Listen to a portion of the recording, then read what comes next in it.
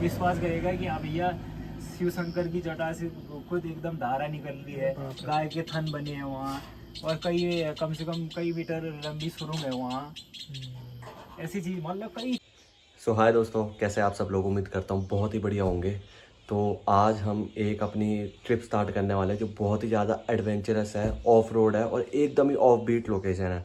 Even YouTube पे मैंने check करा तो इतने लोगों ने वहाँ की वीडियोस भी नहीं डाली है। और फिलहाल इस बार मई जून स्टार्ट होने वाला है और हम एकदम विंटर के बैकपैक करके रेडी है अभी देहरादून में।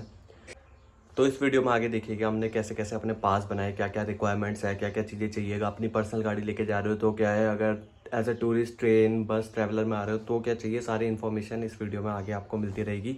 तो फिलहाल सुबह के हो रहे हैं 6:30 और हमारा बैकपैक रेडी है और अभी हमारे भाई लोग हमें रिसीव करने आ रहे हैं। तो इस ट्रिप को शुरू करते हैं। वैसे तो हमने सारे विंटर के क्लोथ रख लिए, पर उधर एल्टीट्यूड बहुत ज़्यादा होगा इसलिए सनस्क्रीन, लिप बाम, मतलब कोई भी चीज़ ऐसी छूटनी नहीं चाहिए क्योंकि वहाँ होड़ बहुत ज़्यादा फटते हैं। तो दोस्तों, आज से 2-3 साल पहले हमने ये YouTube चैनल में अपनी पहली वीडियो डाली थी जिसमें हम ही सेम भाई, हमारे उज्जवल भाई, सार्थक भाई और अनिवेश भाई। तो उस समय अनिवेश भाई तो नहीं थे, पर इस ट्रिप पे अनिवेश भाई ने भी हमने ज्वाइन करा है। तो उसी वीडियो की तरह भाई भी थे उस समय यार, केदारनाथ वाली वीडियो में, केदारनाथ वाली में थे।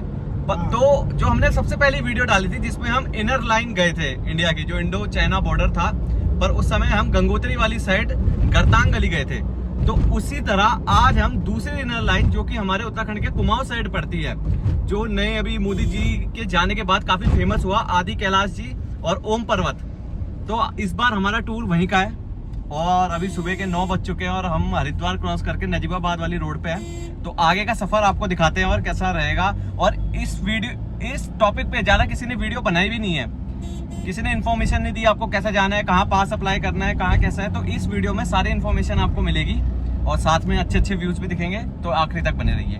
हाल बज रहे हैं सुबह के 8 और इस वक्त हम रुके हैं खेड़ा पंजाबी ढाबा जो नजीबाबाद रोड में पड़ता है हरिद्वार के बाद।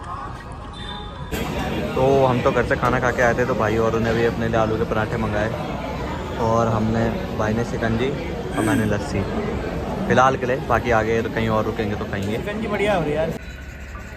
थोड़ी दूर चलते हमने नोटिस करा कि पीछे वाले टायर में जो है हवा ही नहीं थी।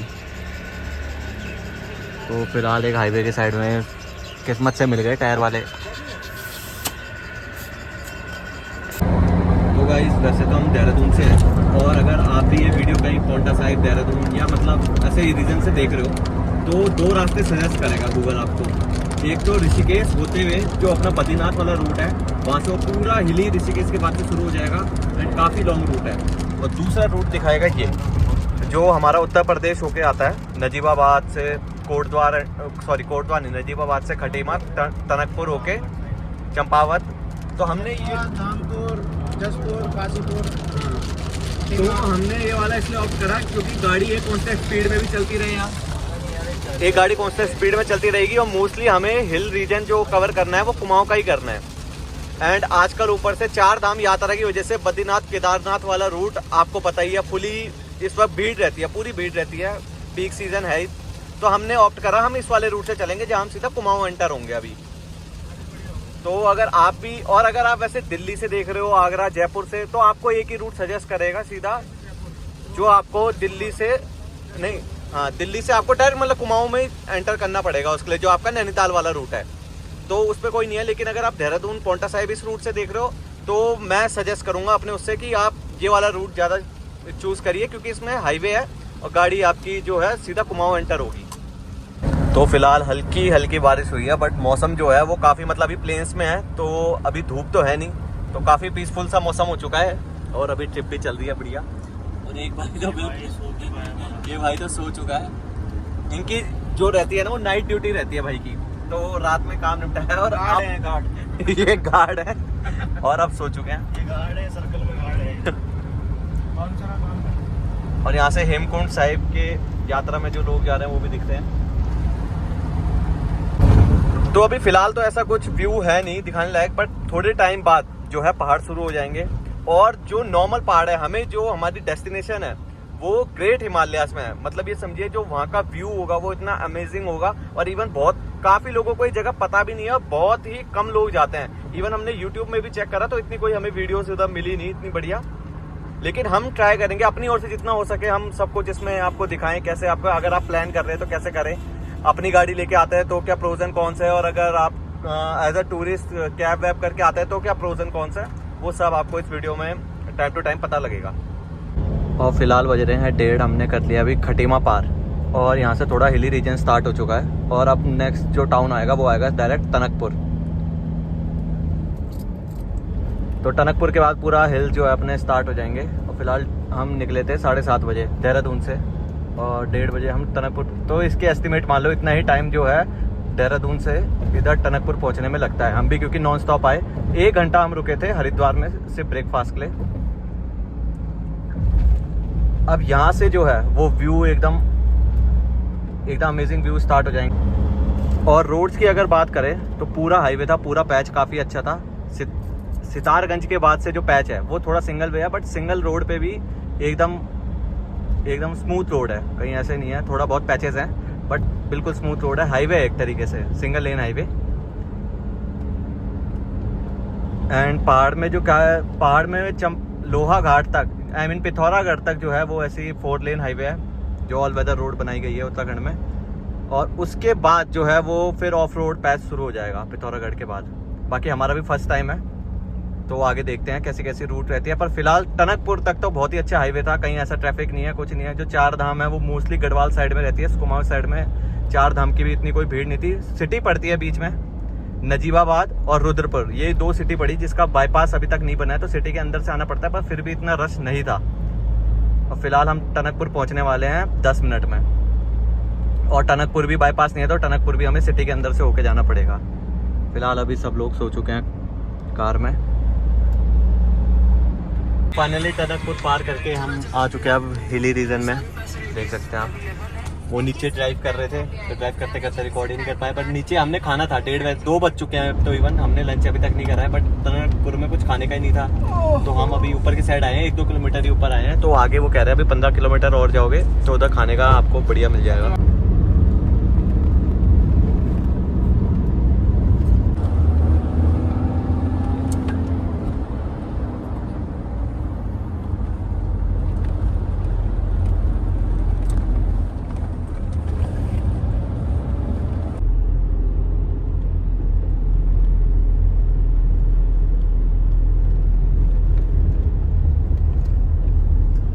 मली हम गूगल मैप चेक कर रहे थे कितना है, तो हमें एक बहुत अमेजिंग वो बॉर्डर दिखा, मतलब इंडिया का, तो गूगल मैप पे। तो ये जो आप नदी देख रहे हैं, इसके जो उस साइड वाले पहाड़ है वो नेपाल है, एंड ये नदी के साइड इंडिया। तो फर्स्ट टाइम मैं मतलब ऐसे इंडिया का बॉर्डर देख रहा हूँ। हालांकि कोई सरहद नहीं है, कुछ नहीं है, कोई आर्मी नहीं है, बट ये इंडिया का एक्चुअल में बॉर्डर है, इंडिया नेपाल, उत्तराखंड और नेपाल और इंडिया नेपाल का बॉर्डर ये है। तो फिलहाल तो कोई परफेक्ट रेस्टोरेंट मिला नहीं, बट साइड में लोकल्स की काफ़ी शॉप थी, तो हमने कहा लोकल फूड हो जाए यहाँ का। तो इस वक्त हम यहाँ एक ढाबे टाइप में बैठे हैं, पीछे हमारे इतनी ठंडी हवा आ रही है यहाँ पे, और हवा भी ठंडी आ रही है यहाँ। और यहाँ थी लौकी की सब्जी, रोटी और मिक्स दाल और चावल। तो हमने तो अभी दाल और चावल कराए हैं, और बाकी सब्जी भाई ने शायद कराई है। ये भी फन है असली यहाँ खाने का। हाँ, तो यहाँ हमें थाली में मिला है चावल, दाल, कढ़ी, तो आलू लौकी की सब्जी और देसी पहाड़ी चटनी। तो फिलहाल अभी 2:30 बज चुके हैं और हमने लंच करा है सूखी ढांग में इधर। और काफ़ी हम वैसे टनकपुर में जो है लंच करने वाले थे इससे पहले, बट उधर कुछ था ही नहीं। हमें लगे जैसे ऋषिकेश में पहाड़ स्टार्ट होते हैं उससे ढंग से यहाँ पे भी हिल स्टार्ट हो रहे हैं, तो पूरी मार्केट होगी, बस स्टॉप होगा, रेस्टोरेंट होंगे, जैसे श्रीनगर जाते हो 3 धारा है। हाँ, जैसे हमारे अगर आप ऋषिकेश आए होंगे तो वहाँ से हिल स्टार्ट होते हैं, तो वहाँ पे तो हमें भी लगा टनकपुर वैसे होगा, बट वहाँ कुछ था ही नहीं। और हम इस रूट पे पहली बार आए तो हमें पता भी नहीं आगे रूट में कहाँ रेस्टोरेंट है, तो इस वजह से हमें ये लोकल ढाबा दिखा, रेस्टोरेंट नहीं ढाबा दिखा, तो हमने इधर लोकल खाना भी खाया, लोकल आज चीज़ ट्राई करी, तो उससे पता भी चला और काफ़ी अच्छा था। काफ़ी हमने क्लिप्स ऐड करी है इसमें, तो आप देख लीजिए कैसा। 100 रुपये में भरपेट खाना, बताओ 100 रुपये में भरपेट खाना हो गया भाई। इन्हें बिल घटाया इसलिए हमें पता नहीं था, तो 100 रुपये में तो काफ़ी बढ़िया क्वांटिटी मिल गई। मतलब ये समझो आप सीधा डिनर होगा, डिनर जिसकी जितनी डाइट है 100 रुपये में तो। हाँ, ये था इधर 100 रुपये में अनलिमिटेड खा लो, तो मज़ा आ गया। मोस्टली टूरिज्म भी यही है। अगर आप कह रहे हो हम टूरिज्म जो है उत्तराखंड में प्रमोट करना चाहते हैं, उत्तराखंड का टूरिज्म बढ़ाना चाहते हैं, तो मुझे ऐसा लगता है कि जो टूरिज्म का बढ़ावा है वो इन्हीं लोगों से ही तो है, जो लोग इतना दिन रात मेहनत कर रहे हैं। इतनी छोटी छोटी दुकानें यहाँ खोल रखी है, तो इनके दुकान में अगर जाके हमने कुछ खाया भी तो जिससे उत्तराखंड का टूरिज्म भी प्रमोट हुआ है, इसी से पलायन भी रुकेगा। और यहाँ शायद लैंड स्लाइड होने की वजह से अभी फ़िलहाल ट्रैफिक रोक रखा है एक साइड का। और हमारे साथ एक भाई है जिन्हें कोई फिक्र ही नहीं है, चाहे कुछ हो, अपनी नींद पूरी करनी है। उसके ऊपर धूप आ रही हो फिर भी चिल होकर सो रखा है। और इस वक्त फ़िलहाल बज चुके हैं 3:30। तो फ़िलहाल तो हमारा प्लान है धारचूला सीधा जाने का, लेकिन अब देखते हैं अगर ऐसी कंडीशन रही तो फिर पिथौरागढ़ स्टे करें आज की धारचूला। तो भाई अगर यहाँ ट्रैफिक ऐसी लगे रहते फिर क्या करना है, कहाँ स्टे करना है आज का? आज स्टे पिथौरागढ़ करेंगे, फिर कल सुबह फिर जल्दी निकलना पड़ेगा क्योंकि पिथौरागढ़ से भी धारचूला है, फिर धारचूला से तो काफ़ी टाइम टेकिंग है ही वहाँ के लिए, ओम पर्वत और क्या आदि क्लास लगेंगे धारचूला पहुँचने पिथौरागढ़ से। फिर वो भी है ना, अगर हम कल जाते हैं, अभी यहाँ से लगभग 90 किलोमीटर है पिथौरागढ़। पॉइंट ये है अगर हम अभी धारचूला पहुँचते हैं तो कल हम फ्रेश माइंड से ये है, हमें जो वहाँ की परमिशन है या जो भी काम है, जो डॉक्यूमेंट्स वाले काम है वो कर देंगे। लेकिन अगर हम पिथौरागढ़ रुके तो एक तरीके से वो हेडेक रहेगी कि पहले वहाँ पहुँचो, फिर आधा दिन वहाँ भी स्पेशल खराब करना है डॉक्यूमेंट्स के लिए उसके, जो कि अगर हम वहाँ, तो ये चीज़ है। फिलहाल देखते हैं कितना ट्रैफिक रहता है अभी। चलो खुल गया ट्रैफिक तो चलो भाई लो बातें करते करते ट्रैफिक भी खुल गया है।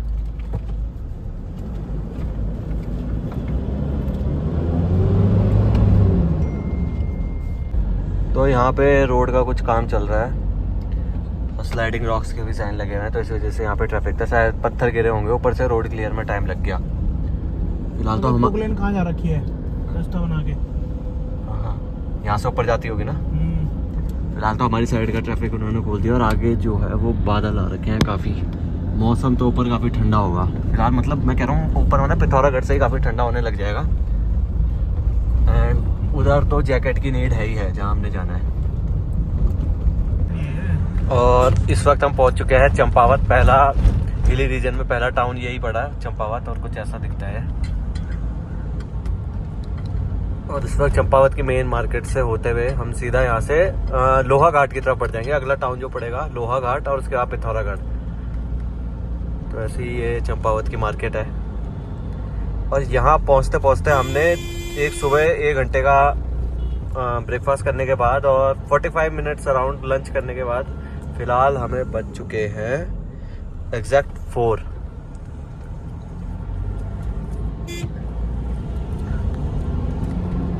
और हमने जब से चंपावत मार्केट क्रॉस कर गया उसके बाद से मतलब व्यू बदल गया है एकदम। और मौसम भी अब थोड़ा सा वैसा हो गया ठंडा सा, बाहर भी ठंडी हवा है और पहाड़ भी और ज़्यादा सुंदर हो चुके हैं अब, मतलब ग्रीनरी बहुत सारी ज़्यादा है यहाँ। अभी अगर थोड़ी देर बाद ये मार्केट ख़त्म होगी तो उसके बाद जो ग्रीनरी आएगी नेचुरल, वो बहुत ही अमेजिंग व्यू आ रहे हैं अब अराउंड 4:45 पे हमने पहला अपना ब्रेक लिया। थोड़ा गाड़ी को भी हमने कहा कूल डाउन होने देते हैं, फिलहाल थोड़ा यहाँ स्ट्रेच ब्रेक लेते हैं और थोड़ी वादियाँ भी देखते हैं।